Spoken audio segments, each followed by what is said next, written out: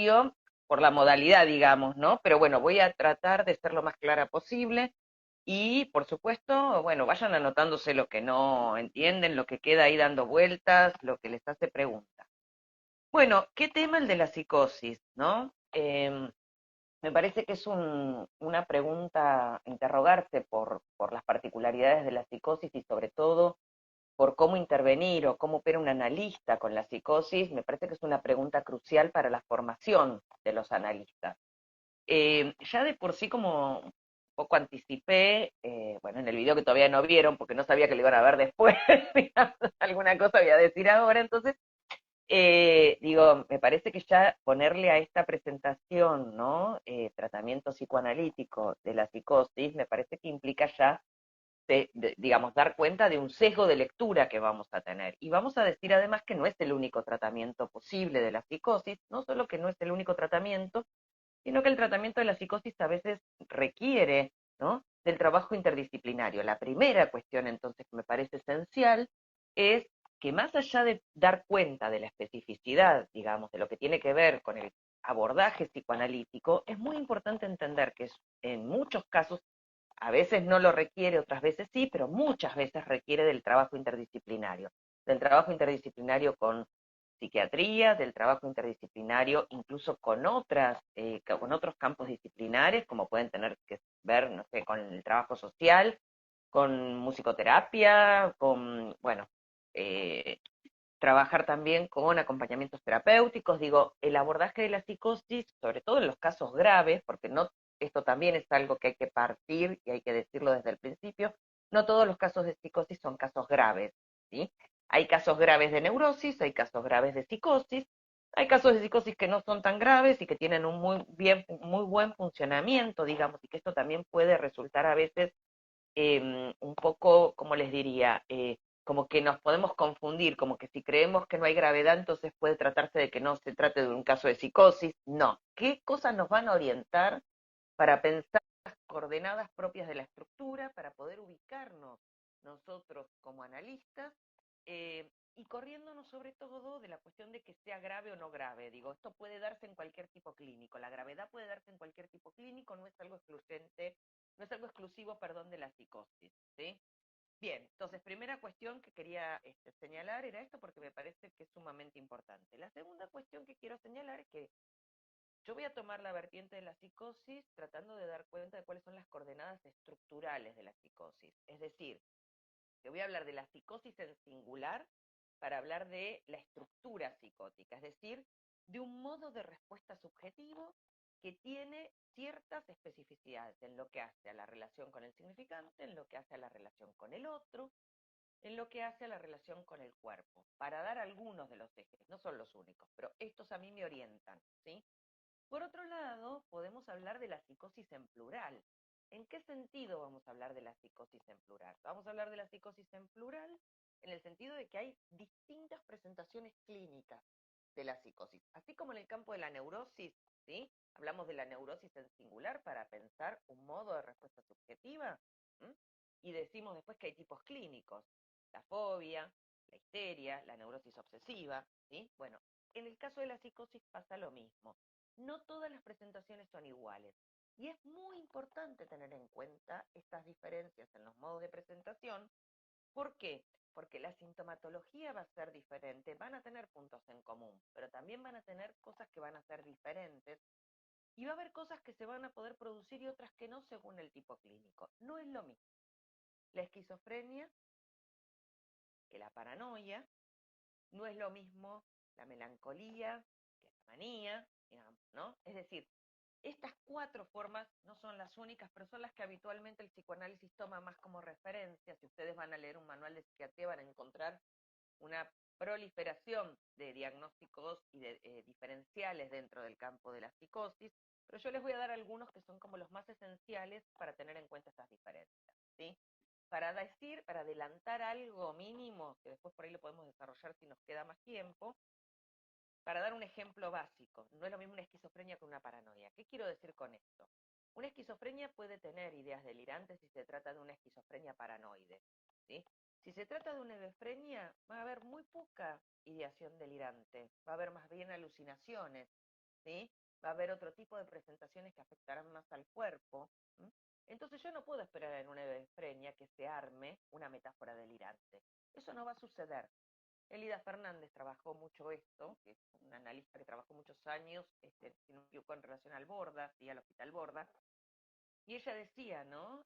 Si esperamos o si apuntamos a que alguien que tiene un diagnóstico de esquizofrenia arme un sistema delirante organizado, eso no va a suceder porque la estructura no lo permite, ¿sí? Entonces, esto es fundamental para pensar la orientación de la cura, ¿sí? La dirección de la cura. Bien, después me voy a meter un poquito más con esta distinción. Vos, Alejandro, andá diciéndome si te parece que hay algo que hace falta resaltar o que no se puede entender, me vas marcando, ¿sí? Bueno, entonces, ¿qué nos permite agrupar a todas estas modalidades de presentación que son disímiles, que son diversas, bajo la rúbrica de la psicosis? Lo primero que yo voy a ubicar, yo voy a tomar, digamos, sabemos que hay un recorrido muy amplio en Freud, donde Freud intenta dar cuenta justamente de las diferencias entre neurosis y psicosis. Hay una pregunta que en Freud insiste respecto de cuál es el mecanismo específico de la psicosis. Y Freud va, bueno, intentando encontrar, ¿no? Él habla de la represión, pero se da cuenta que la represión no le alcanza, se da cuenta que tiene que pensar que debe haber un funcionamiento diferente de la represión. Entonces él va a acercar otras modalidades, digamos, ¿no? De mecanismos en juego. ¿Por qué? Porque se da cuenta que los modos de respuesta a la defensa son diferentes a los de la neurosis. Podríamos decir que a las formas clásicas de los síntomas neuróticos, ¿sí? En la psicosis aparece otra forma, ¿no? De respuesta defensiva. Entonces él supone que si hay otro modo de respuesta defensiva, porque hay otro mecanismo en juego. Entonces él qué va a decir, ¿no? Él va a ir tirando distintos nombres, digamos, ¿no? Para ir pensando estos mecanismos, pero bueno, él va a terminar hablando de lo que llama la desestimación, ¿sí? La desestimación, que no hay que confundir con la desmentida, ¿sí? La desestimación, la desestimación implica un no querer saber de un modo radical de la castración. Él lo toma fundamentalmente en relación a el historial del hombre de los lobos, yo no me voy a detener en esto, pero donde él dice que hay un rechazo de la castración, ¿sí? ¿Qué produce este rechazo de la castración? Este rechazo de la castración hace que la castración retorne no por la vía simbólica, ¿sí? Sino que retorna de un modo alucinatorio. Este hombre, siendo un niño, ¿sí? Tiene una experiencia que es una experiencia muy particular, que es que estando jugando con una navaja, tiene una alucinación, lo que se conoce como la alucinación del dedo cortado, ¿sí? Y esa alucinación del dedo cortado es que él se ve la mano de pronto, ¿no? Y como si uno de los dedos estuviese apenas sujetado por una especie de colgajo. ¿M? Entonces, Freud lo que dice ya en ese texto es que este hombre, ¿no? Que en ese momento, ¿no? Hubo una posición respecto de la castración, que no es la forma típica neurótica de respuesta a la castración, de no querer saber nada de la castración, sino que es un rechazo radical. Y que eso hizo, ¿no? Que esto retornara de otro modo, y él queda en ese momento en una especie de perplejidad. Voy a hablar un poquito más adelante de la perplejidad. ¿Por qué les traigo esto? Porque Lacan, a la altura del seminario 3, va a intentar formalizar la diferencia entre neurosis y psicosis, o a lograr formalizar, por decirlo, no va a intentar, va a lograr formalizar la diferencia entre neurosis y psicosis a partir de la relación del sujeto con lo simbólico, ¿sí? A él le interesa situar que tanto la neurosis como la psicosis están en relación a lo simbólico, pero que hay una relación diferente a lo simbólico, ¿sí? Entonces, él va a plantear que en el caso de la neurosis se produce lo que él nombra como la inscripción del significante del nombre del padre, que es un significante privilegiado. Ustedes saben que el aparato simbólico, o sea, lo simbólico está constituido por significantes, ¿sí?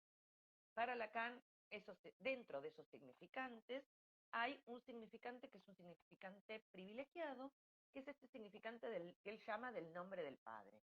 ¿Por qué Lacan le pone este nombre a este significante? Porque el significante del nombre del padre alude a las posibilidades de la configuración del Edipo, ¿sí? Implica la inscripción de la ley la articulación de la ley simbólica, de la ley de prohibición del incesto, ¿sí? Y este significante del nombre del padre, que es un significante excepcional, ¿sí? Va a tener la función justamente de inscribir la castración. ¿Qué quiere decir inscribir la castración? Quiere decir que castración hay siempre, porque digo, desde el momento en que el lenguaje nos afecta, castración hay siempre, pero no es lo mismo que la castración quede en un estatuto real a que la castración se inscriba como falta simbólica. El nombre del padre lo que hace es permitir que la castración se inscriba, ¿sí?, como falta simbólica. Cuando eso se produce, cuando la castración se inscribe como falta simbólica, se produce una pérdida de goce a nivel del cuerpo. Y no solo eso, sino que se produce un ordenamiento, ¿sí?, del universo, del mundo simbólico para el sujeto, ¿sí? ¿Qué quiero decir? Que me puedo manejar con la metáfora y la metonimia, que puedo compartir significación con otros, ¿m? Que puedo, digamos, localizarme como sujeto de discurso. Es decir, yo, Luján, les estoy dando una clase ahora, ¿sí? Y puedo decir, soy yo la que estoy hablando. Sabemos que siempre medio es un poco una ficción eso, ¿no? Porque en realidad el problema que tenemos los seres humanos, ¿sí?, es que estamos afectados por el lenguaje, y que ese estar afectados por el lenguaje implica que en el origen fuimos hablados por el otro. ¿Qué quiere decir que fuimos hablados por el otro? Que hubo un otro hablante que habló de nosotros antes de que naciéramos, ¿sí? Y que nos habló. Digo, este equívoco en el ser hablados por el otro, ¿sí? ¿Qué les pasa a los neuróticos? Los neuróticos logramos armar una ficción del yo, ¿sí? Una ficción en la cual nos reconocemos en el espejo. Yo me estoy viendo ahora mientras hablo, ¿no? Y sé que soy yo la que estoy hablando, ¿sí? Y, digamos, logramos anudar esta imagen con el cuerpo y con el nombre propio, ¿sí? En los casos de psicosis, ¿sí?, y sobre todo cuando se producen los momentos de estallido, de descompensación, es como si se desarmara esa ficción.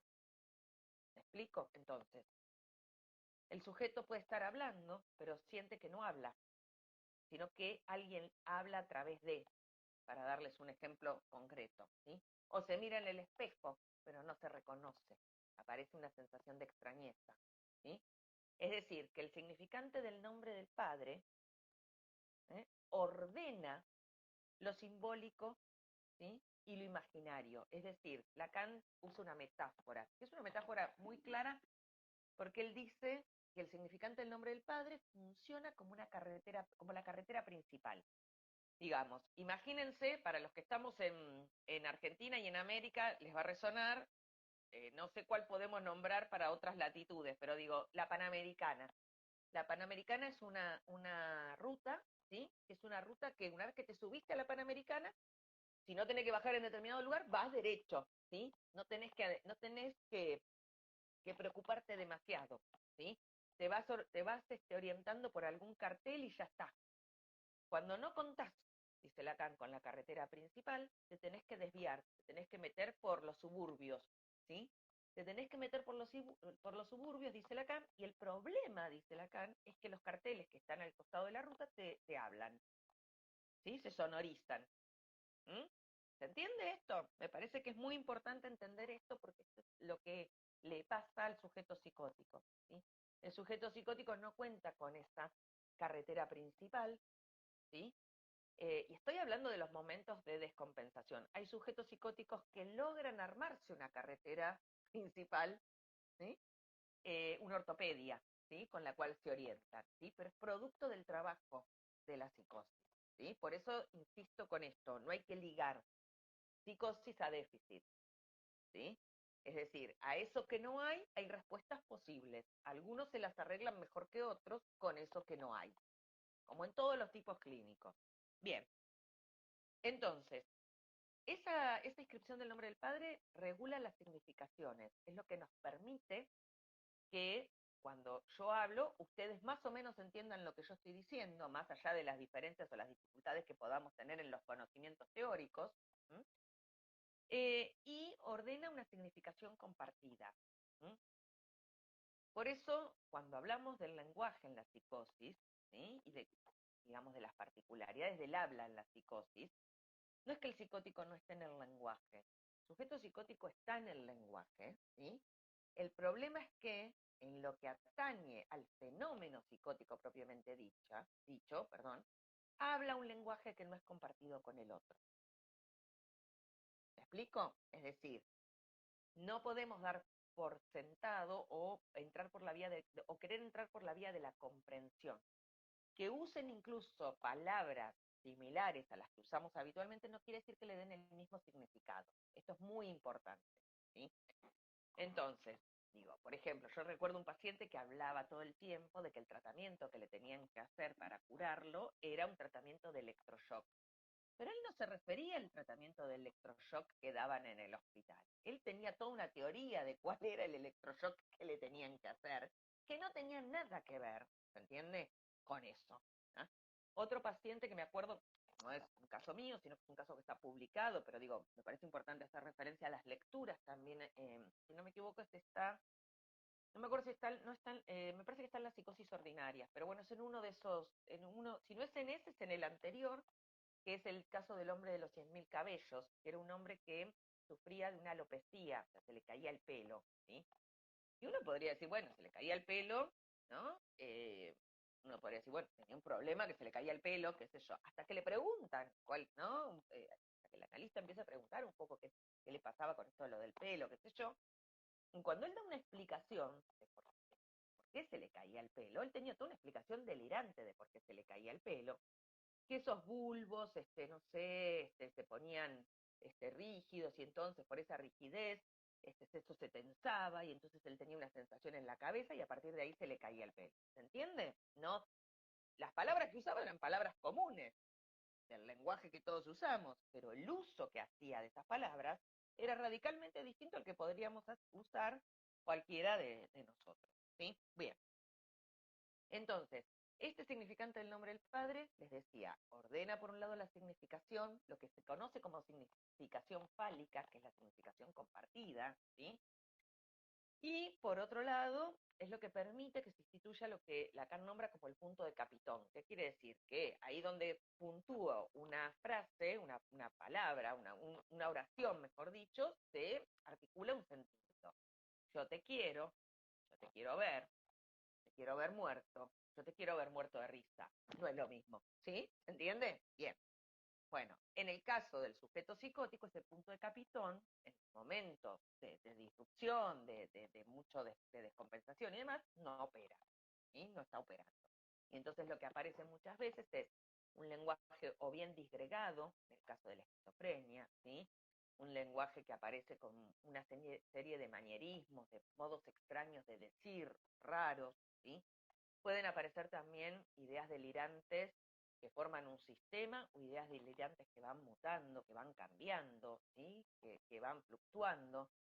Pueden aparecer lo que se conocen como neologismos, ahora eso lo voy a explicar un poquito mejor. ¿Sí? Bueno, nada, pueden aparecer estribillos, es decir, frases repetitivas, puede aparecer un mutismo extremo. Bueno, bien. La otra cuestión que va a quedar afectada es la relación con los pares, con lo que se conoce como la relación imaginaria, la relación con los otros, ¿sí? ¿Por qué? Porque, digamos, el nombre del padre tiene como función además regular la relación entre yo y el otro, ¿sí? Que se establezca esta distinción entre yo y el otro, ¿sí? Por un lado me permite reconocerme en el espejo, pero también me permite diferenciarme del otro. ¿Tá? Cuando esto no opera, Lacan dice se produce un fenómeno que tiene que ver con un fenómeno más bien primario, primitivo, podríamos decir, ¿m? Que es que, dice, se vuelve al filo mortal, dice él, se vuelve al filo mortal del estadio del espejo. ¿Cuál es el filo mortal del estadio del espejo? El volver al filo mortal del estadio del espejo es que no hay distinción entre yo y el otro, que hay un solo lugar, que es o yo o el otro. Y entonces lo que aparece ahí es el riesgo de pasaje al acto, sea de agresividad hacia ese otro o de autoagresión. O me aniquilo o te aniquilo, porque hay un solo lugar. ¿Tá? Bien, bueno. ¿Qué consecuencias? Les voy dando las consecuencias, ¿no? Que va teniendo esta forclusión. Él habla de forclusión. Y lo que ocurre en la psicosis es forclusión del significante de la cuestión esencial. Luján, ahí ¿Sí? creo que te movió algo del audio, puede ser que ahora te escuchamos más Por bajito. ahí el Ahí está, auricular, a lo perfecto. mejor. Listo, ¿Ahora me ahí escuchan está, bien? perfecto. Listo, sí, sí, No, capaz perfecto. toqué el auricular con algunas. Lo que les decía es que él ubica entonces como mecanismo específico la forclusión del significante del nombre del Padre. ¿Qué quiere decir del nombre del Padre? No habla. Ay, espérenme que no sé, me está entrando una llamada. ¿Qué quiere decir forclusión del significante del nombre del Padre? ¿Sí? ¿Qué quiere decir forclusión del significante? No dice represión del nombre del Padre. Forclusión del significante del nombre del Padre. Quiere decir que algo va a quedar excluido radicalmente de lo simbólico, no admitido, no admitido.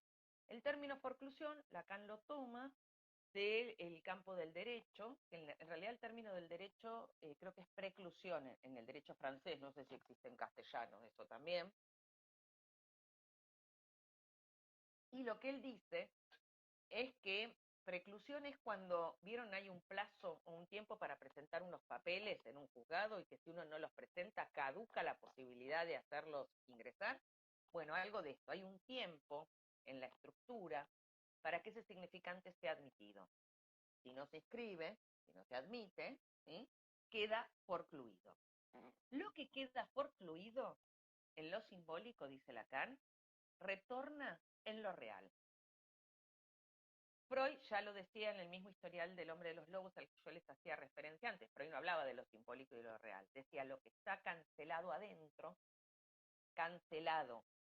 no reprimido. Cancelado adentro, retorna desde afuera. ¿Sí? Lacan lo toma de ahí. ¿Sí? Por eso hay una lógica similar a en la desestimación y en la forclusión. ¿Ah? Bien. ¿Cómo retorna entonces? ¿Sí? Retorna fundamentalmente bajo una forma, que vamos a decirlo así, sintomática diferente. ¿Eh? Los síntomas de la psicosis no son los síntomas de la neurosis. ¿Eh? Y en este sentido hay una especificidad que Lacan toma de la psiquiatría de su época, que toma de un autor que se llamó de Clerenbeau, que fue al que él reconoce como su maestro, y que es la noción de fenómeno elemental. ¿Eh? ¿Qué son los fenómenos elementales? Son justamente los modos de retorno de lo forcluido en lo simbólico. Los modos de retorno en lo, ¿sí? Retornan desde lo real lo que no fue admitido en lo simbólico. ¿Mm? Estos fenómenos elementales tienen una particularidad, y es que, digamos, no responden a la lógica de lo reprimido inconsciente, ¿sí? Sino que se presentan bajo la forma de lo que se nombra como el inconsciente a cielo abierto. ¿Qué quiere decir el inconsciente a cielo abierto? El inconsciente a cielo abierto no quiere decir que para el sujeto sean fenómenos que están esclarecidos, quiero decir, ¿no? Eh, eh, el psicótico habla de una lengua, justamente, ¿sí? Que no reconoce. Ay, perdón, está ladrando la cara. Habla de una lengua que efectivamente no reconoce, ¿sí? Como propia. Y, digamos, a lo que va a aludir de alguna manera, ¿sí? Es, ay, me están tocando el timbre, perdónenme un minuto, perdónenme. Hacemos una mini pausa técnica. Estas son las cuestiones que pueden pasar con la virtualidad, que bueno, al estar en nuestras casas a veces irrumpe lo real, podríamos decir también. Bien, es un buen momento también para que vayan pensando qué preguntas hacer a Luján, que en un ratito ya volvemos para la parte de las preguntas.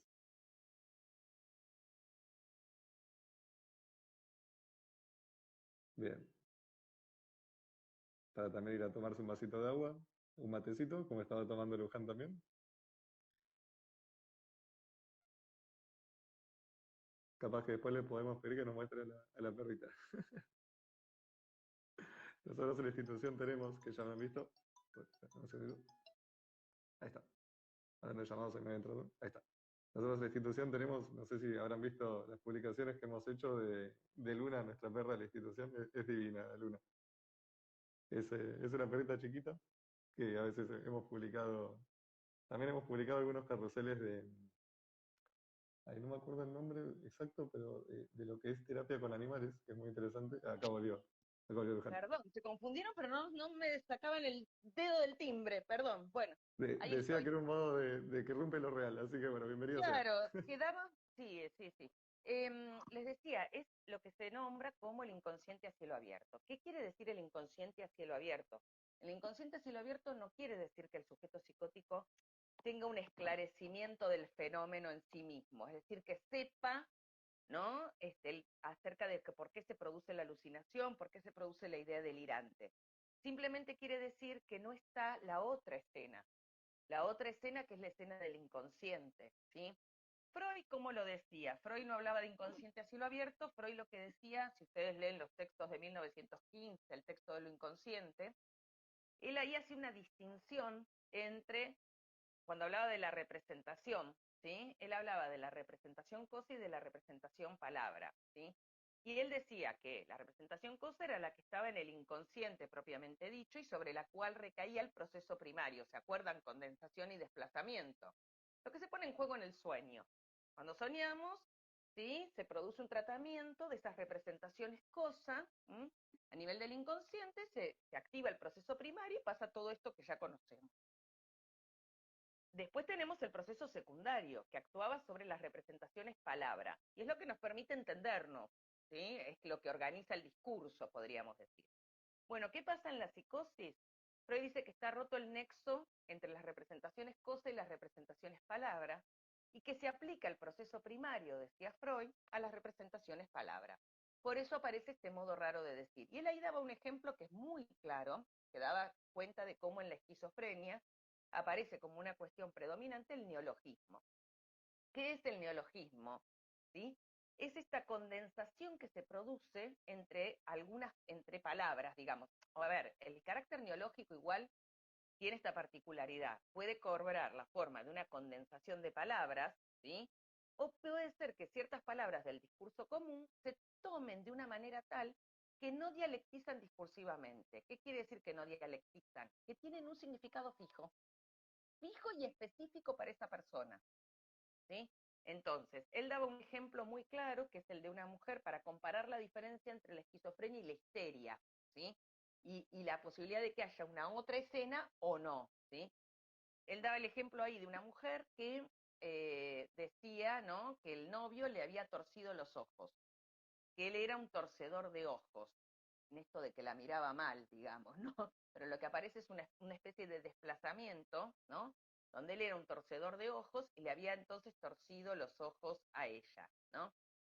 Y que esto entonces la había dejado como en una posición complicada, digamos, ¿no? Bueno, él dice, una histérica no hubiese dicho nunca algo así. Una histeria hubiese torcido efectivamente los ojos, hubiese hecho un síntoma conversivo. ¿Se entiende la diferencia? ¿Por qué? Porque es lo reprimido que retorna simbólicamente, ¿m? Desfiguradamente. ¿Ah? Bien, bueno, entonces, cuando hablamos del inconsciente a cielo abierto, ¿m? Hablamos de esta ruptura que hay, ¿m? Respecto de un orden, digamos, simbólico. ¿Por qué? Porque hay algo que no fue admitido, es la misma lógica. Como no fue admitido, no podemos ir a encontrarlo en esas marcas reprimidas, porque no hay represión, justamente. Eso no quiere decir que el sujeto psicótico sepa de qué está hablando. Son dos cosas distintas. Y dice, Lacan incluso llega a decir algo así como que es hablante de una lengua extraña, como que el psicótico es hablante de una lengua extraña. Acuérdense del lenguaje fundamental de Schreber, la lengua fundamental de Schreber, que le permitía hablar del asesinato de almas, por ejemplo, ¿sí? Que traducido al castellano medio se pierde el carácter neológico, porque en el alemán, sí, la palabra es como que entrecruza dos términos, ¿no? Bueno, cuando habla del asesino de almas. Bueno, entonces, cuando hablamos de fenómenos elementales, ¿a qué nos referimos? Nos referimos, por ejemplo, a las alucinaciones. Porque digo, a ver, el fenómeno elemental tiene una función crucial para la cuestión diagnóstica, ¿sí? Y por eso me interesa plantearles la particularidad de la sintomatología, del síntoma en la psicosis, ¿sí? No estoy tomando acá al síntoma como retorno de lo reprimido, Estoy tomando acá al síntoma, ¿m? Como el modo en que se articula en la estructura el retorno de lo fluido. ¿Está claro esto? Es importante esto. ¿Sí? ¿Podrías, Luján, explicar Entonces, un poquito más sí, esto que es súper importante? sí, o sea, me refiero a que voy a hablar de síntoma, porque, a ver, cuando Lacan habla de síntoma, Lacan dice que va a llamar síntoma a todo lo que es analizable, sea cual sea la estructura. ¿Está? Bien, ahora bien. ¿Qué es lo analizable en la psicosis? Es una pregunta de rigor que hay que hacerse, porque hay algo que es analizable y hay algo que no es analizable. ¿Sí? Cuando hablamos del síntoma, el síntoma tiene una vertiente que es típica y una vertiente que es singularísimo. ¿Sí? La vertiente típica es la que podemos encontrar los rasgos de estructura. ¿Se entiende? En ese punto el síntoma nos sirve para hacer diagnóstico. ¿Está? En la vertiente típica. Ahora, en la vertiente típica, el síntoma no es analizable, porque es lo que tiene en común con todos los otros. ¿Se entiende? ¿Qué es lo analizable? Lo que se especifica en lo singular de cada caso, ¿sí? Y habrá que ver cómo se posiciona el analista en el caso de la psicosis. Pero voy a decirlo así. ¿Qué es lo típico? ¿Qué es lo típico del síntoma psicótico? La certeza. ¿Sí? ¿Hasta acá me siguen? La certeza. ¿Mm? Entonces, la certeza no es analizable. ¿Sí? No es esa la vertiente que podemos analizar del síntoma. ¿Sí? Vamos a ver ahora dónde sí nos podemos meter. Pero digo, el fenómeno elemental, ¿por qué es tan claro y tan importante? ¿Y por qué cuando hablamos de cómo hacemos un diagnóstico, no nos vamos a quedar solamente con la fenomenología, sino vamos a tratar de ubicar cómo aparecen en el discurso, en las palabras, en el modo de hablar, para decirlo más claramente, del sujeto, si hay o no neologismos. Ahora bien, que haya invención de palabras, no alcanza para decir psicosis. La característica que tiene que, porque digo, un poeta también inventa palabras, y no está psicótico, ¿está claro? ¿No? Los niños inventan palabras y no están psicóticos. Los adolescentes inventan términos y no están psicóticos. ¿Cuál es la especificidad del neologismo, del fenómeno elemental, perdón? En el caso del neologismo, para dar un ejemplo más puntual, es que tiene una significación fija, queda fuera de discurso, que quiere decir no se comparte la significación con otros, tiene un efecto, dice Lacan, como de plomada en la red. ¿Qué quiere decir? Que son términos que tienen un determinado peso y que son inamovibles. Eh, bueno, me parece que con eso más o menos contesté, digamos, ¿no? Pero bueno, entonces, ¿cuáles son los fenómenos elementales? ¿Qué cosa vamos a tratar de localizar? La presencia de neologismos, ¿sí? Eh, los modos en los que el sujeto habla de su cuerpo, de la relación con su cuerpo, ¿sí? ¿Por qué? Porque hay una particularidad, digamos, ¿no? Para todos nosotros el cuerpo siempre es un cuerpo que en su origen fue un cuerpo extraño. Todos tuvimos que hacer una operación de apropiación del cuerpo. ¿Ah? ¿Se entiende esto? Ahora bien, para que el cuerpo sea vivido como propio, sentido como propio, que yo me reconozco en ese cuerpo, tiene que producirse esa operación simbólica, descripción del significante del nombre del Padre. O, en su lugar, alguna ortopedia, una ortopedia delirante o tomada de algún otro discurso que me permita armarme un cuerpo y reconocerme en ese cuerpo. ¿Sí? Schreber, por ejemplo, para darles un ejemplo, una que sepamos todos. Una que sepamos todos, Schreber, por ejemplo, tuvo que inventarse en el sentido de invención, no de algo peyorativo, ¿sí? Tuvo que inventarse ser la mujer de Dios para poder habitar ese cuerpo que se le estaba transformando, que él sentía que se le estaba transformando en mujer, ¿sí? Entonces, bueno, esto es crucial. ¿Por qué? Porque, digamos, fenómenos de todo tipo, de extrañeza, digo, de sensación de desprendimiento de partes del cuerpo, que podemos nombrar bajo el modo de la fragmentación corporal, por ejemplo, ¿sí?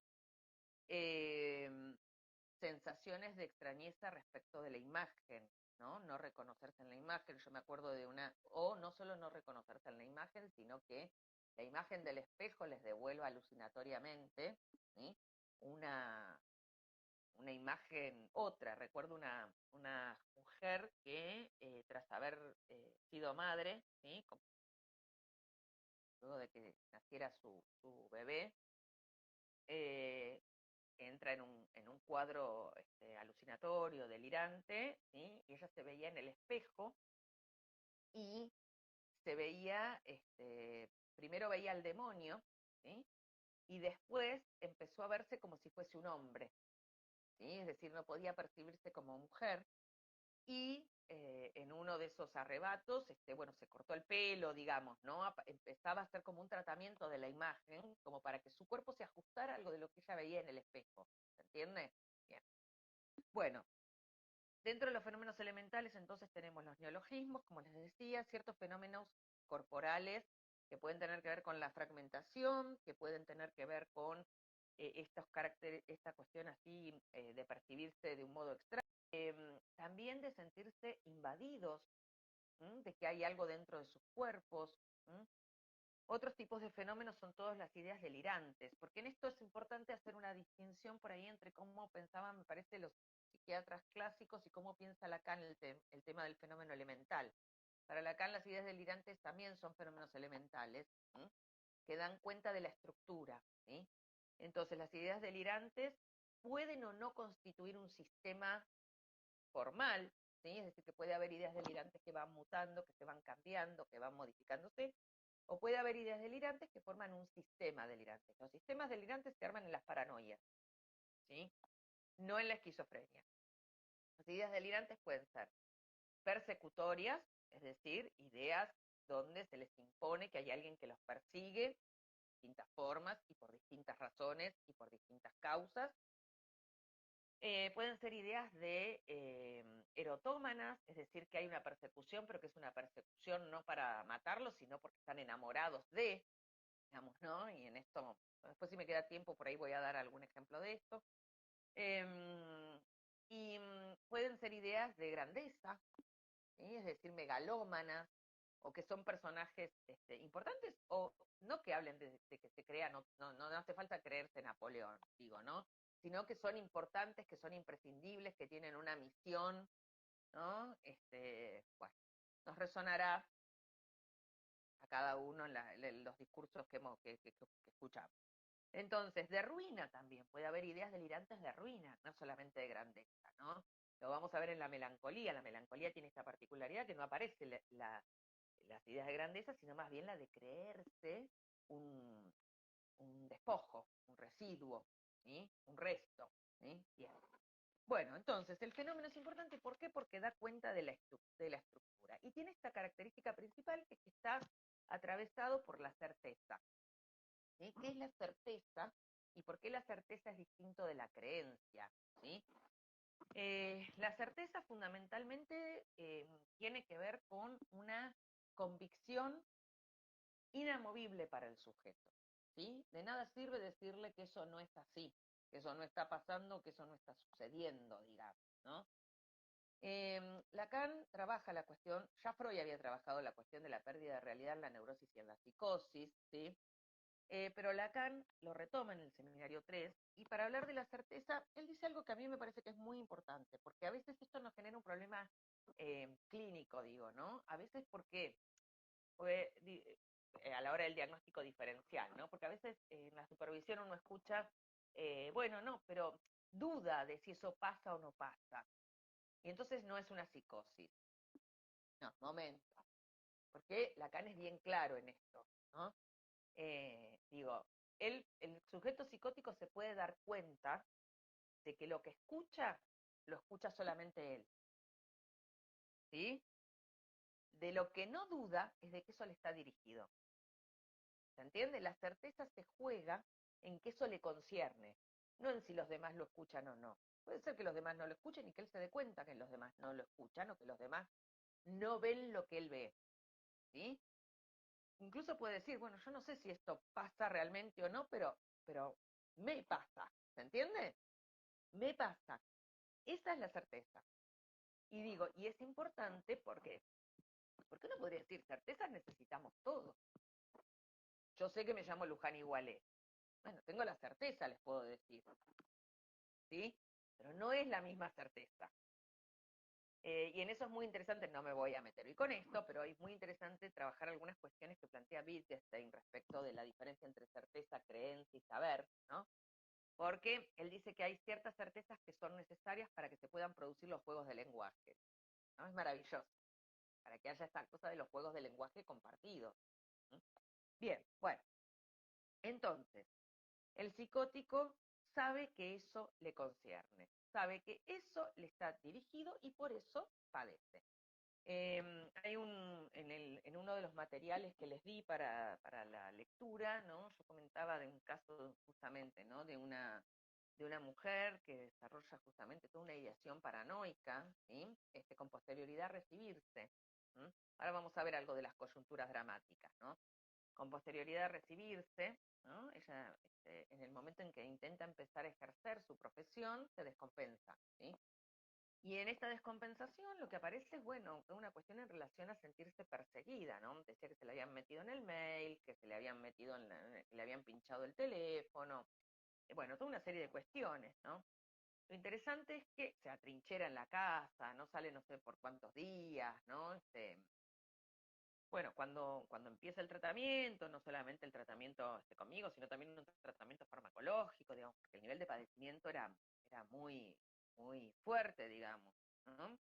Cuando empiezan a mermar las ideas delirantes, ¿no? Ella empieza a hacer una crítica de esas ideas, a decir, no sé cómo pude. Ella escuchaba una noticia en la televisión y sentía que le estaban dirigidas. Digo, había habido un asesinato en otro lugar y eso era un mensaje para ella, de que la iban a matar, digamos, ¿no? Esto era lo que.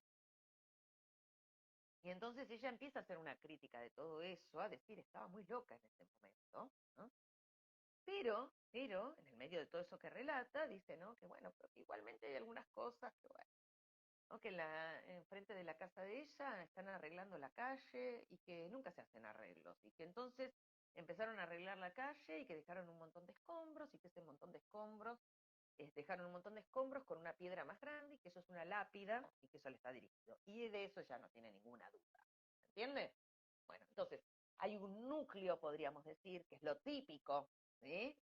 Y que es lo que nos permite hacer el diagnóstico de estructuras que permanece. Después hay cosas que pueden ir fluctuando, y un poco el trabajo analítico apunta también a eso, a cierta operación de reducción, ¿no? En todo ese padecimiento, que no capture toda la vida del sujeto, ¿sí? Que eso quede lo más restringido posible. Bien, bueno, espero que me vayan siguiendo más o menos, ¿no? Bueno, entonces me interesa señalar algo de esto de las coyunturas dramáticas y también de cierta variabilidad en las formas de presentación de la psicosis, porque digo, hay una lógica que es la que Lacan propone a la altura del seminario 3, que es la de encuentro con una coyuntura dramática, ¿eh? Desencadenamiento, perplejidad, sintomatología psicótica, intento de solución, ¿no? Bien. Em, ¿Qué quiero decir con esto? Coyuntura dramática me refiero a una coordenada, ¿sí? Que no es el hecho en sí, porque no todos los sujetos psicóticos se van a descompensar con lo mismo, ¿no? Sino que es una coyuntura dramática, es una coordenada vital del sujeto, un momento algo que le sucedió en un determinado momento de la vida al sujeto, ¿sí? Una situación en la cual, teniendo que responder, ¿sí? Es una situación que llama al nombre del padre, una situación que requiere que haya habido inscripción simbólica para poder responder, ¿sí? Es decir, que en esa coordenada en la que necesitó responder con el nombre del padre, se encontró con que no contaba con ese significante. ¿Está? Entonces, ¿esto qué quiere decir? Lo voy a aclarar así. No se encontró con contar con ese significante y no se encontró con tampoco ninguna ortopedia que le permitiera arreglárselas con eso. Que muchas veces, frente a coordenadas parecidas o similares, los sujetos han encontrado algún arreglo posible. Entonces digo, ¿cuáles son esas coordenadas que llaman necesariamente al nombre del padre? la maternidad, la paternidad, todas las que tienen que ponerse en juego alguna operación simbólica, ¿sí? Tengo que responder desde lo simbólico. La maternidad, la paternidad, asumir una carrera, digo, ¿no? Recibirse, empezar a ejercer una profesión, algo que implica el nombrarse desde, ¿no? El ser para, digamos, ¿no? De alguna manera. El encuentro con la sexualidad, y bueno, también puede ser, ¿no? Bueno, qué sé yo, puede haber coordenadas de las más variadas según las personas, digamos. Pero ¿qué es lo interesante en todos esos casos? Digo, porque ustedes me podrán decir, bueno, pero alguien se enamoró, tuvo encuentros sexuales, no le pasó nada, ¿y por qué recién cuando nace un hijo? Bueno, a lo mejor tenía alguna referencia con la cual orientarse, y otro incluso se enamoró, tuvo relaciones sexuales, tuvo un hijo y no se descompensó ahí, se descompensó cuando se recibió. Y bueno, porque el padre de un amigo le resultaba como un ordenador con el cual hacía las veces de, y se orientaba con eso. Se murió el padre del amigo, ¿se entiende? O sea, no es el hecho en sí, es el hecho y cómo el sujeto, con qué cuenta el sujeto para responder o no a esa coordenada. Si cuenta con la significación fálica, porque hay inscripción del significante del nombre del padre, si no cuenta, ¿eh? E incluso en los casos de neurosis, las coyunturas dramáticas también existen, porque contar con el nombre del padre no alcanza muchas veces para responder a ciertas coordenadas que nos sitúa la vida, ¿sí? Bien, bueno, entonces, cuando el sujeto se encuentra frente a esa coyuntura dramática, se encuentra frente a un agujero, no se encuentra frente a la falta simbólica, se encuentra frente a una desgarradura, porque no hubo inscripción, y por eso aparece la perplejidad. La perplejidad es ese momento en el cual el sujeto no puede hablar, no puede encadenar significantes, no puede dirigirse al otro. Ustedes lo van a notar clínicamente si trabajaron en algún hospital, lo van a ver con una claridad, porque el sujeto está inmerso, digo, la mirada fija en un determinado punto, oída, pero digo, no, la posición corporal, digo, rígida, no puede dirigirse al otro, ¿sí? Bueno, entonces, la perplejidad probablemente esté alucinado en ese momento, ¿sí? Y bueno, y es muy importante en esos momentos poder acompañar, pero sobre todo no entrar en una cuestión de querer que el sujeto responda ahí donde no tiene con qué responder. Digo, a veces se trata en esos momentos de acompañar, de esperar, ¿sí? De esperar a que empiece a hacer incluso efecto un poco la medicación y que permita alguna breve salida, o de simplemente esto, acompañar y bueno, y ver si en algún momento el sujeto puede dar algún atisbo, ¿no? Hay un caso que trabajó Gabriel Lombardi de un paciente que estaba, ese está no en la psicosis ordinaria, en el anterior, que no me acuerdo cómo se llama el otro libro, el anterior, por ahí vos ahora te acordás, Alejandro, yo no me acuerdo, eh, ay, ¿cómo se llamaba el otro libro? El que junta también un montón de casos. Bueno, ya me va a venir. Que bueno, él de ahí cuenta un caso de un hombre que estaba de un muchacho que estaba todo el tiempo en una exposición casi catatónica. La catatonía es una afectación propia de la esquizofrenia, digamos, ¿no? Donde el sujeto queda totalmente inerme, rígido en la cama, ¿no? Y estaba todo el tiempo mirando la pared, ¿no? Escupiendo la pared, y cuando salía de ese estado de catatonía, lo único que hacía era gritar: veo puntitos, veo puntitos, veo puntitos, en una cosa, ¿no? Muy desgarradora, digamos, ¿no? Bueno, y él dice, ¿no? Que durante mucho tiempo iba y se sentaba al lado de la cama, ¿no? Y primero le hablaba, ¿no? Y le preguntaba cosas que por supuesto el paciente no respondía a nada. Hasta que en un momento decidió, bueno, callarse la boca y estar un poco ahí como acompañando, hasta que este muchacho le empieza a dar unos papelitos, ¿no? Unos papelitos arrugados, muy bizarros, digamos, ¿no? Y donde le dice que escribe poemas. Eran poemas, eran bueno, unas palabras sueltas, qué sé yo. Pero él va tomando algo de esto y se va armando un lazo, y a partir de ese lazo empieza a aparecer una cosa delirante que tenía que ver con que él, no sé, era hijo de no sé quién en términos bíblicos. Entonces empezaron a hacer una búsqueda en la Biblia, ¿no? Y a partir de eso se arma, ¿no? Un lazo transferencial. ¿Qué quiero decir con esto, no? Y empieza a salir de ese fenómeno alucinatorio, ¿no? Constante. Bueno, entonces, está la coyuntura dramática, está ese momento de perplejidad, ¿sí? De encuentro con el agujero, y todo lo que aparece después son intentos del aparato de volver a producir alguna ligadura, a esa catástrofe, a esa derrumbe, a esa suerte de muerte subjetiva, ¿sí? A ese corte que implica un antes y un después en la vida del sujeto. Hay un intento por la vía del trabajo de la psicosis de producir algún tipo de elaboración. Esto no quiere decir que todas las ideas delirantes sean ideas delirantes que estabilicen al sujeto. Y esto también es importante saber. No acompañamos cualquier forma delirante, ¿sí? Sino ese trabajo que va permitiendo ponerle un tope a lo que voy a nombrar como la intrusión del otro. Porque esta es la otra cuestión que es central, ¿sí? Hablamos de la relación del sujeto con el cuerpo, hablamos de la relación del sujeto con el significante, hablemos un poco de la relación del sujeto con el otro con mayúscula, ¿sí? Decime cómo voy de tiempo, Alejandro, pues yo no puedo ver la hora. ¿Cómo vengo? Nos quedan todavía 15 de exposición, Luján. ¿15? Bueno, Sí. estoy bien, más o menos, estoy bien. Porque esto es muy importante, pues, y quiero decir algunas cosas más de la posición del analista, pero bueno. El otro del psicótico, ¿sí? Es un otro gozador, es un otro que lo toma como objeto, no es un otro que pacifica. ¿Ah? Y esto es muy importante tenerlo en cuenta, porque justamente el trabajo que vamos a producir en el análisis con un psicótico, no se trata tanto de rectificar la posición del sujeto. En la neurosis apuntamos a rectificar la posición del sujeto, ¿sí? Y eso afecta seguramente a la versión del otro, pero apuntamos a rectificar la posición del sujeto. Esto es muy importante.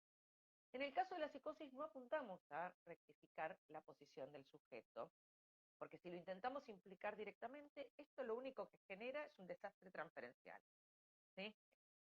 Sí, entonces, apuntamos no a implicar directamente al sujeto, sino que apuntamos a rectificar al otro. Es decir, que ese otro que es un otro gozador devenga un otro afectado de alguna manera por la falta o por la castración. Es decir, hay que agujerear de alguna manera al otro. A ese otro que se presenta como un otro total, que lo sabe todo, gozador, ¿sí? Que lo toma como objeto. ¿Sí? Bueno, hay ejemplos múltiples de esto, ¿no? Hay un ejemplo precioso en el libro Maldecir la psicosis, que es un libro que escribieron Leonardo Leibson y Julio Lutzky, les recomiendo la lectura. Hay un ejemplo ahí de una mujer que habla de que escucha voces todo el tiempo, a los que llama sus fantasmas, por ejemplo, y que esas voces que escucha todo el tiempo le dicen que no tiene que comer, ¿sí?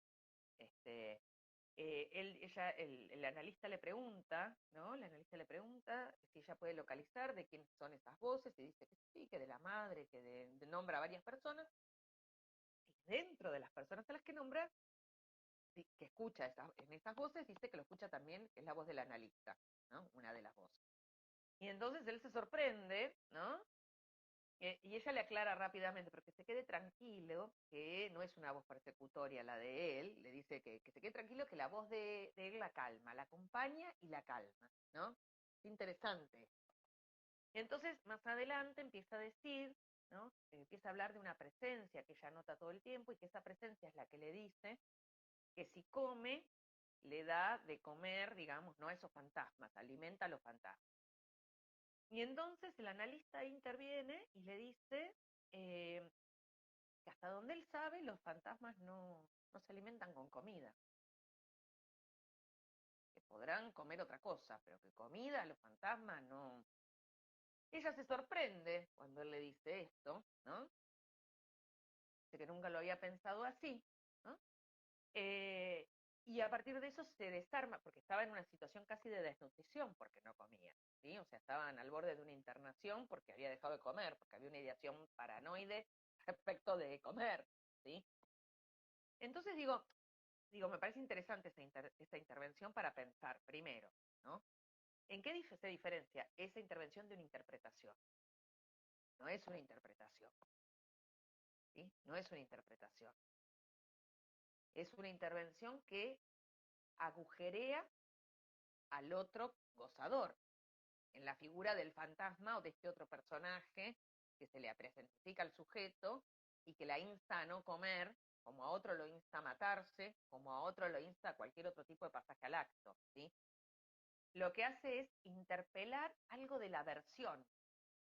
Y en el punto en que interpela algo de esa versión, no le dice, eso que vos escuchás son voces, no la confronta en términos de la realidad. Dice, pues los fantasmas no comen comida. ¿Sí? Y eso hace una maniobra, ¿no? Que permite un entre, eso que las voces le dicen, ¿no? Y el cuerpo. Bien. Bueno, entonces, ¿cuál es la posición del analista? Quiero decir algo de esto, ¿no? Porque me parece que es esencial. La posición del analista en la psicosis no es la misma, digo una verdad de perogrullo, pero digo, no es la misma que la de la neurosis, ¿sí? Eh, digo, implica tener en cuenta que hay, porque el problema de la psicosis, ¿cuál es? Que el objeto A no está en el campo del otro. Que el objeto A ha quedado del lado del sujeto. ¿Qué quiere decir esto? Que la no inscripción del significante del nombre del padre no ha permitido que se produzca una pérdida de goce a nivel del cuerpo. Entonces, el cuerpo y el otro están afectados por un goce que es un goce arrasador. Y el otro, al ser un otro gozador, digamos, tengamos en cuenta esto, ¿cuál es la versión de la transferencia? ¿Cuál es la particularidad de la transferencia? La transferencia nos ubica, nos llama a ocupar el lugar del otro. Esto para cualquier tipo clínico. La transferencia tiene esta particularidad, que cuando el otro nos escucha, cuando el sujeto nos escucha, no nos escucha a nosotros. Escucha lo que le habría dicho el otro, su otro. Entonces eso da cuenta de la importancia de entender que somos llamados a ocupar ese lugar, pero que en ningún caso tenemos que ocupar ese lugar. Entonces, nosotros no podemos, ¿sí? Intervenir, ¿sí? Señalando cuestiones inherentes al ser del sujeto, por ejemplo, ¿no? Cuestiones que tengan que ver con, eh, digamos, ¿cómo lo puedo decir para que sea de un modo? A ver, el sujeto psicótico nos va a llamar a la función de oráculo, ¿no? A que digamos por qué le pasa lo que le pasa, a que, ¿no? A que demos cuenta de quién es, ¿no? Y de quién es él y de quién es ese otro que lo persigue, ¿no? Bueno, ahí tiene que ser muy clara la posición de abstinencia en términos de no saber respecto de eso. ¿Entiende? Hay un ejemplo muy lindo también que trabaja Colette Soler, que es de los clásicos, digamos, ¿no? Porque está en el libro Estudios sobre la psicosis, en el primer libro, ¿no?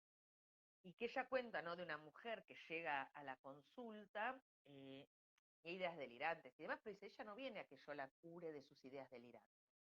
Ella viene, dice, porque Colette Soler lo nombra como, lo nombra Lacan, ¿no? Dice, por esa desgarradura, por esa, dice, por un, ¿cómo lo dice? Por esa falla, dice, ¿no? Por ese desorden provocado en la articulación más íntima del sentimiento de la vida, que en esta paciente, ¿cómo se manifestaba? Ella decía, estoy vacía, yo no existo, floto o duermo, soy una pura ausencia, ¿sí? No tengo roles, no tengo funciones, ¿qué soy?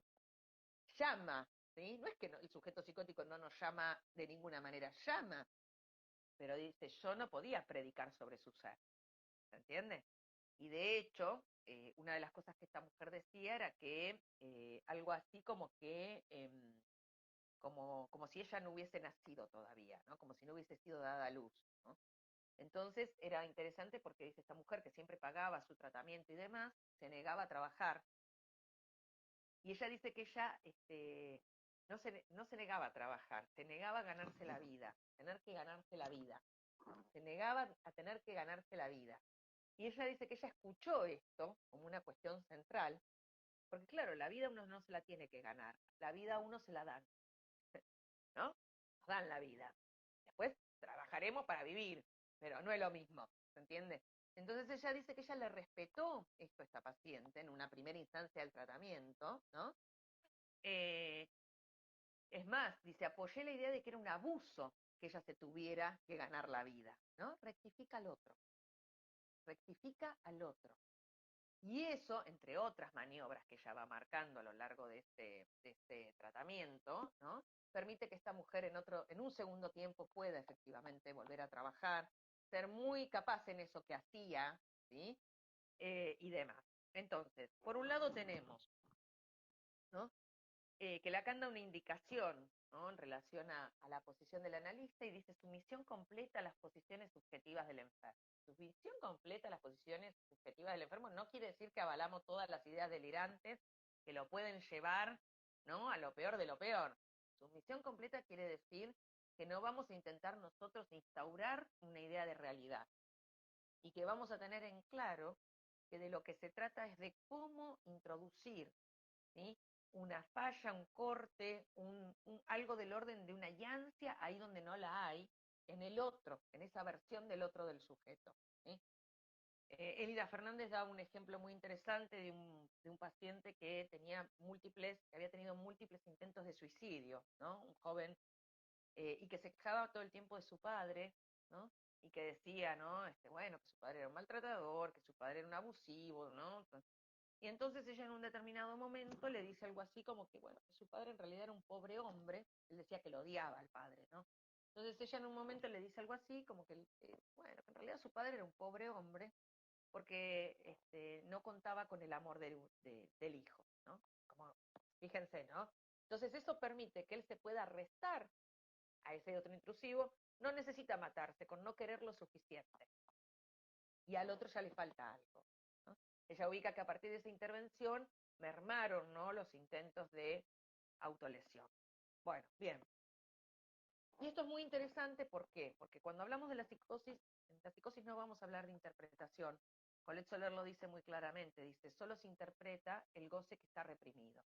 Y antes dijimos que este goce no estaba reprimido. Hablamos del inconsciente a cielo abierto, ¿sí? Entonces, el goce que no está reprimido, y ustedes me van a decir, entonces, ¿qué hacemos? ¿No hacemos nada? No, sí, hacemos un montón. El goce que no está reprimido no se lo interpreta, ¿sí? No se lo interpreta. El goce que está reprimido se lo elabora. ¿Sí? Se trata de construir vías de elaboración, ¿sí? Y no van a ser las mismas vías de elaboración si estamos frente a un caso de esquizofrenia, si estamos frente a un caso de paranoia, si estamos frente a un caso de melancolía, si estamos frente a un caso de manía. ¿Estamos más o menos? ¿El tiempo? Bueno, bien. Luján, nos quedan 5 minutos.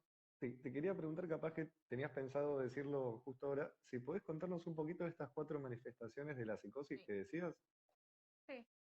Bueno, la esquizofrenia tiene esta particularidad, ¿no? De que donde lo que está como más prevalente es la relación perturbada con el cuerpo, ¿no?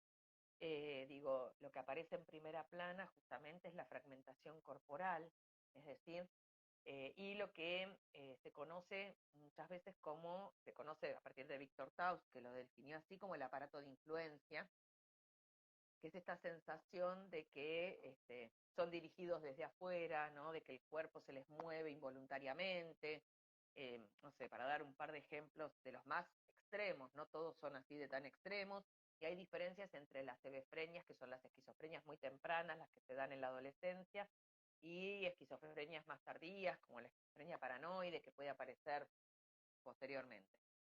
Eh, no sé, recuerdo un caso, por ejemplo, de un paciente que había ingresado al hospital y que pensaban en principio que se trataba de una cuestión depresiva, porque los padres primero pensaron que era un vago, porque no se quería levantar de la cama. Después, como vieron que la cosa se ponía más difícil, lo llevaron a una consulta y bueno, pensaban que podía ser una depresión grave, hasta que en un momento dado, bueno, entra en una especie de perplejidad, digamos, ¿no? Y cuando puede empezar a hablar, lo que él dice es que a él le cuesta mucho levantarse de la cama, porque cada vez que se despierta, los brazos están por un lado, las piernas están por el otro, la cabeza está por otro lado, y que él tiene que armarse todo el cuerpo antes de poder levantarse de la cama, ¿sí? Entonces, en la esquizofrenia lo que va a prevalecer es este carácter fragmentario del cuerpo, ¿sí? Van a aparecer neologismos, van a aparecer, ¿sí? Una forma rebuscada de hablar, medio, ¿no? Con manierismos, se llaman así en psiquiatría. Para decirlo rápido, ¿sí? Estoy hablando así como... Las paranoias, en cambio, en la paranoia, digamos, podríamos decir que hay algo del orden de la constitución del cuerpo y del yo que está más conservado, ¿sí? Son de aparición generalmente más tardía, y la paranoia tiene la particularidad de que el sujeto se siente perseguido por la voz o la mirada del otro, digamos, ¿no? Es decir, que la paranoia tiene esta particularidad de poder armar un sistema delirante organizado. Los delirios pueden organizarse en cuestiones en torno a cuestiones religiosas, pueden organizarse en relación a la de los grandes inventores que, ¿no?, creen que han podido descubrir, o descubridores o inventores, distintas formas de la megalomanía, ¿sí? Pero donde lo que aparece es, bueno, este carácter claro de una misión que tienen que cumplir. En la esquizofrenia puede aparecer también, digo, ¿no?, algo de esto, pero digo, no llegan a armar un sistema delirante, ¿sí? La paranoia tiene esa particularidad. La melancolía presenta una especificidad que es lo que se llama habitualmente el delirio de órganos o la sensación incluso de no tener órganos, y donde lo que aparece fundamentalmente es que el yo es tomado como objeto de hostigamiento. Freud lo nombraba como la sombra del objeto recae sobre el yo, decía él, ¿no? Es decir, el objeto sobre el cual son, digo esto porque Freud lo lee en relación a una pérdida que no puede ser tramitada, ¿no? Entonces, en lugar de que se pueda perder ese objeto, la sombra del objeto recae sobre el yo, la pérdida no se inscribe, ¿sí? Y lo que aparece es el reproche, la automortificación, ¿sí? Que tiene una particularidad, porque uno podría decir, bueno, pero autorreproches también hay en la neurosis. Sí, pero el neurótico está todo el tiempo esperando que el otro le diga, pero no es así, quédate tranquilo, no, no sos tan pavo, no, no es tan así. No, en el caso del melancólico aparece una certeza de que es un desecho, de que es una porquería, de que no merece nada, de que no merece la vida, digamos, ¿no? Y esto aparece con una contundencia y con una rigurosidad de certeza psicótica inamovible, digamos, ¿no? Entonces, en sus formas más extremas, en la melancolía también pueden aparecer, bueno, esto dejan de comer, dejan, ¿no?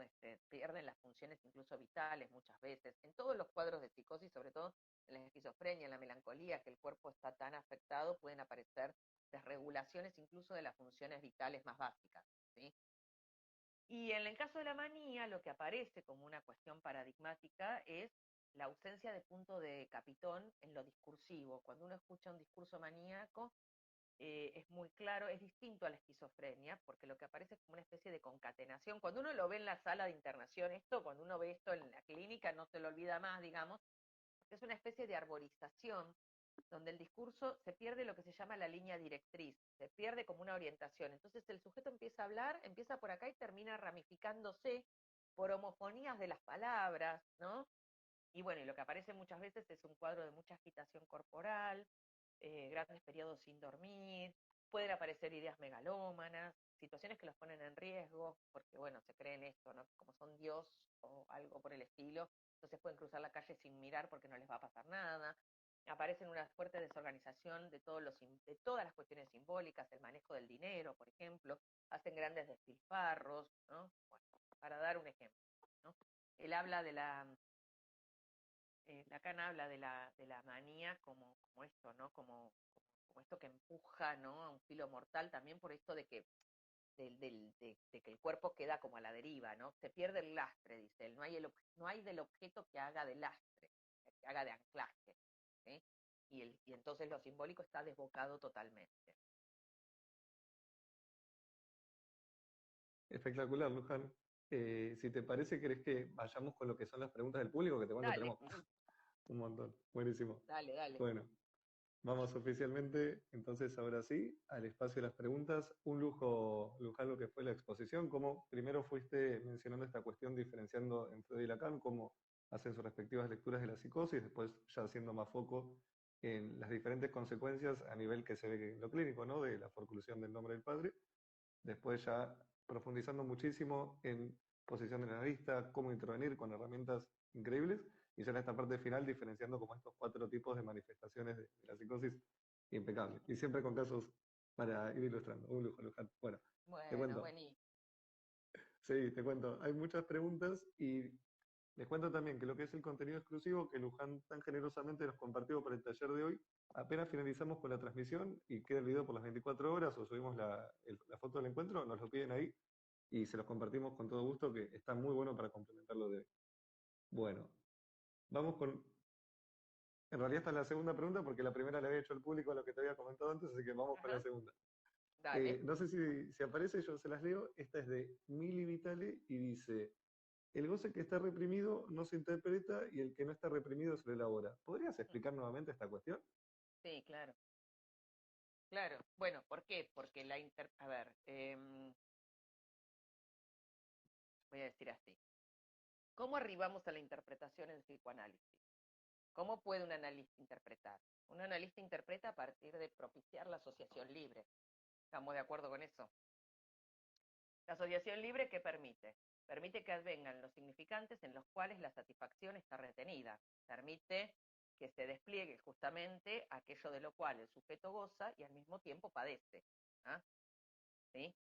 Y digamos, la asociación libre se sostiene de alguna manera, digo, podemos hablar libremente en la medida en que consideramos que hay un otro al cual le suponemos algún orden de saber, ¿sí? Le suponemos, pero, vieron, el neurótico le supone al otro un saber, pero no tanto.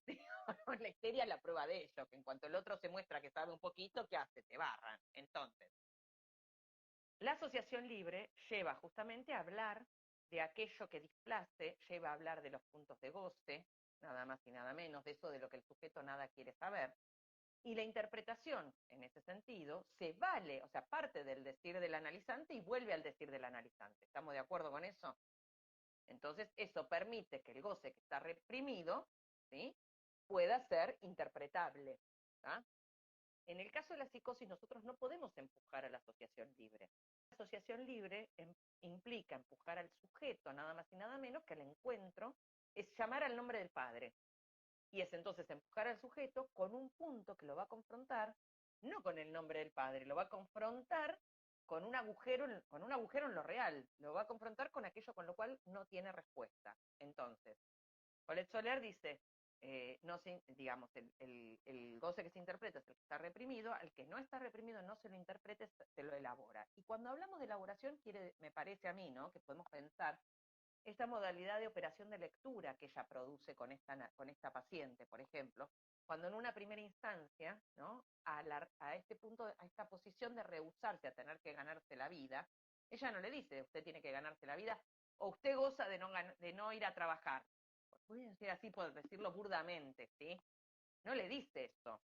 Le dice que claro, que ella entiende que claro, que es un abuso que tenga que ir a ganarse la vida, ¿no? ¿Y eso qué permite? Permite elaborar, ¿no?, el goce, que es el goce intrusivo del otro, que es el goce intrusivo del otro.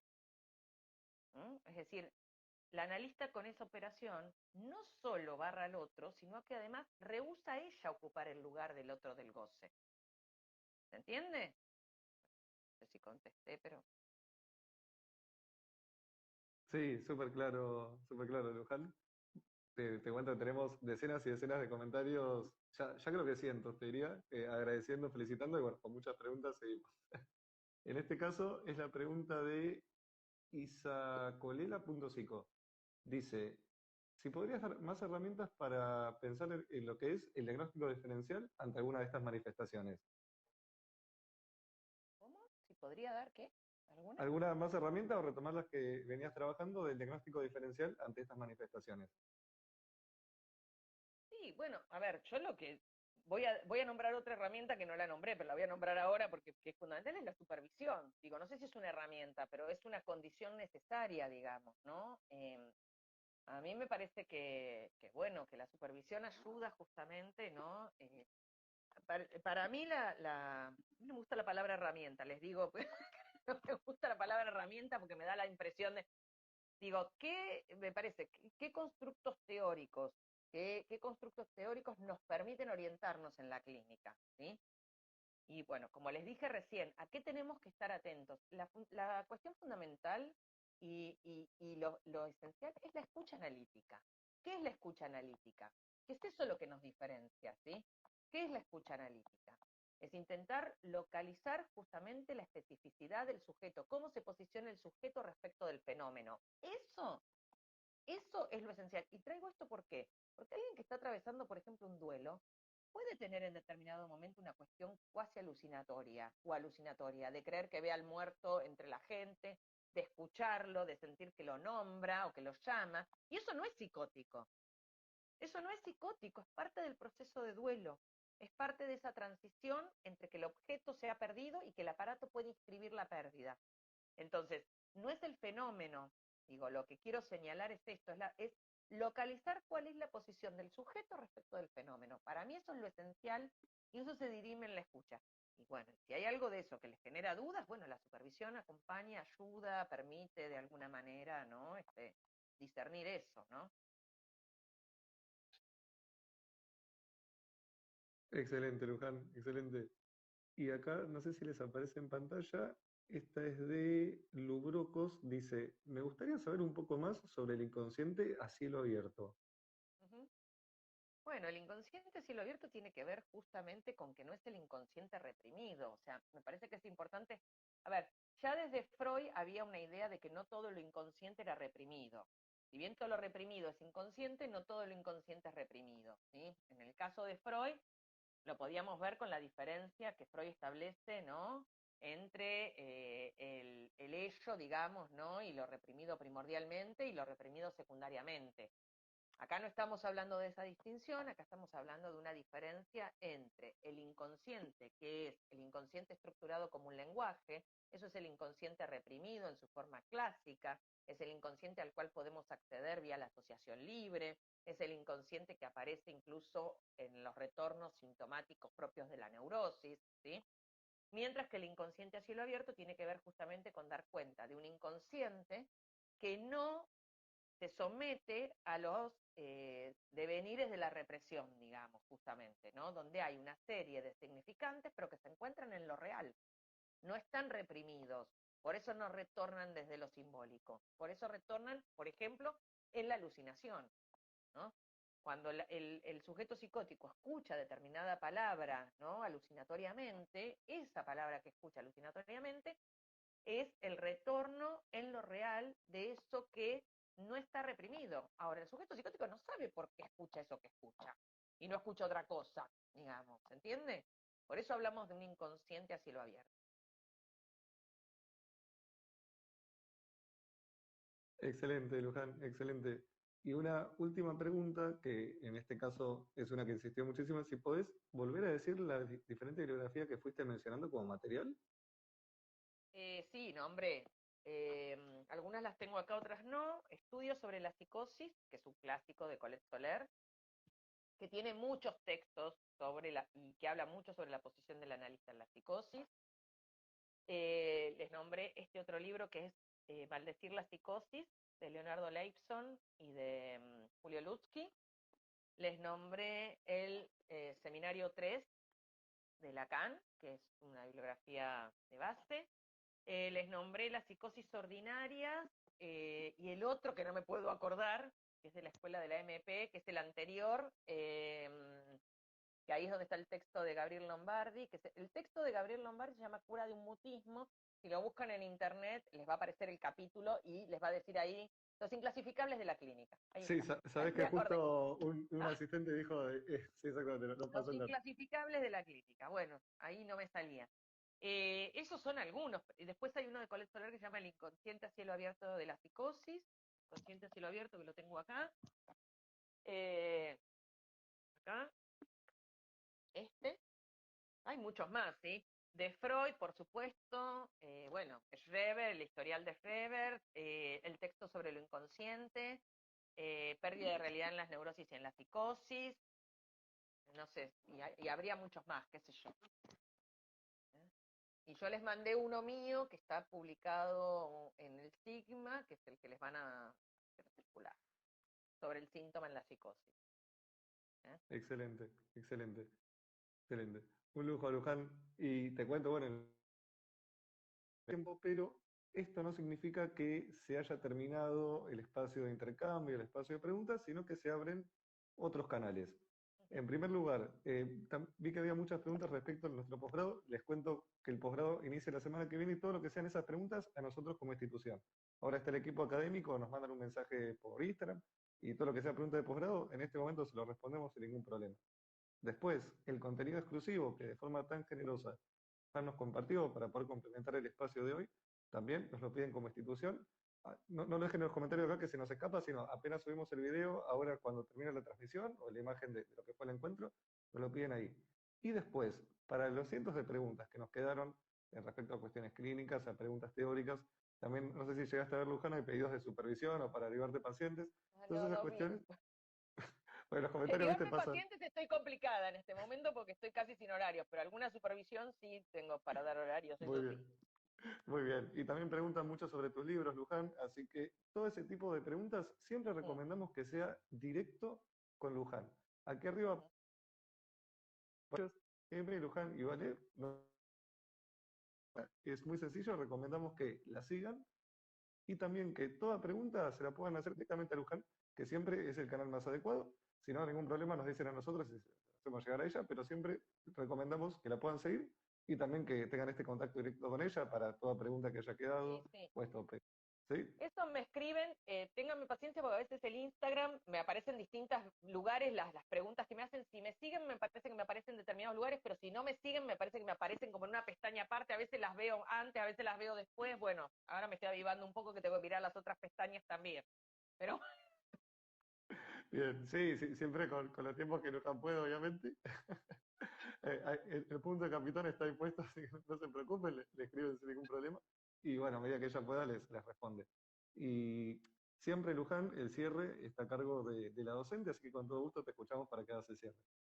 bueno, les agradezco, espero que haya sido más o menos claro la transmisión. En una hora, fue como una especie de compilado, pero para que tengan una idea, digamos, ¿no? La apuesta fundamentalmente es entender eh, que la posición del analista no puede ser la misma, digo, ¿no? Esto no quiere decir que no sea psicoanálisis, digo, ¿no? Entender que las particularidades de las formas de presentación del padecimiento subjetivo inciden de alguna manera en cómo nos posicionamos clínicamente y que eso, bueno, determina de alguna manera, o no totalmente, pero bueno, hace a las condiciones de que una cura sea posible o no, que un tratamiento sea posible o no.